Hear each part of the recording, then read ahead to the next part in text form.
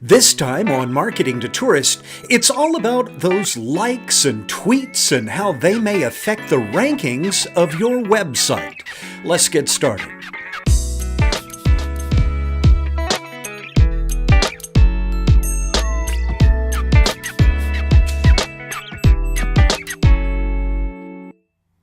Much of this video is going to be spent talking about a fellow named Matt Cutts, and if you don't know who he is, you probably should listen.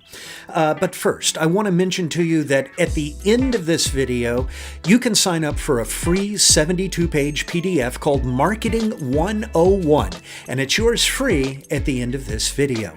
Now back to Matt Cutts. Matt Cutts is the head of Google's SEO spam division, and what he does is he tries to catch websites who are wanting to game the system.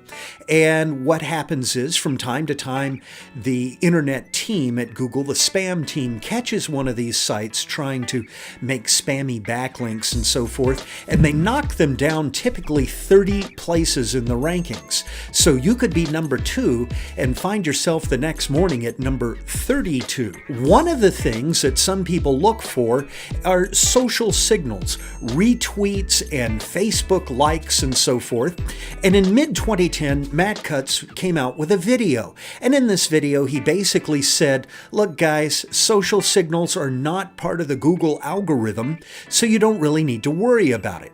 Now, in December of that same year, 2010, Matt Cutts did another video. And in this video, he says, look, these social signals really do count. How many Facebook likes you have matters. Now, recently, Matt Cutts made yet another video.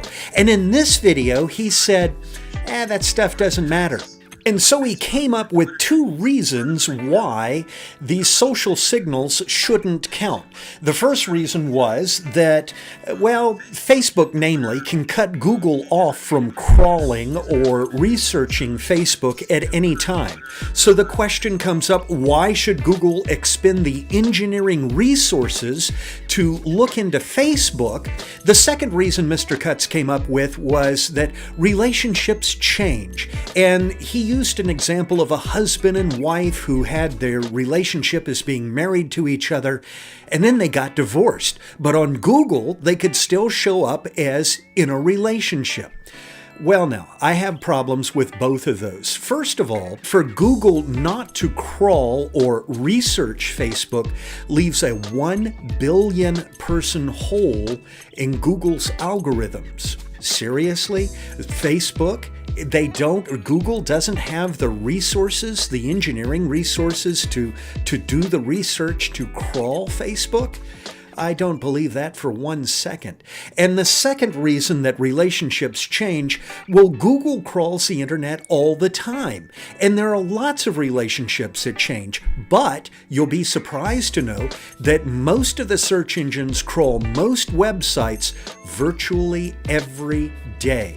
So to say that a relationship could change and gosh, you would be stuck with that old relationship on a search engine, well, that doesn't make a lot of sense to me either. I've been thinking about this a little bit. Is it just possible that Google doesn't want to crawl Facebook and Twitter because they own G+? Think about this for a minute. G+ is slowly crawling their way up in these battles, and they're doing a pretty good job. They have several 100 million users now. And to give Facebook weight in a Google ranking when Google owns G+ probably isn't the best thing Google could do. And I kind of suspect that's the real reason. Because of Google+, Google doesn't want to give Facebook any more ranking weight than they actually have to. Now, I do believe that Google is counting backlinks going into and out of Facebook onto other websites. In other words, it's not who you like, it's those backlinks coming into and out of your website. Google probably is counting those just like any other backlink, and that does make Facebook very important. Now, It's also important that you know in the travel business, reviews on Google Plus are getting a lot of weight, and that determines what's being seen in some of these Google Plus returns, especially in the travel industry. So you really ought to have a G Plus page for your business. I'll take that a step further. I believe someday soon, G Plus will overtake Facebook in importance to businesses, exactly for some of the reasons we've been talking about here.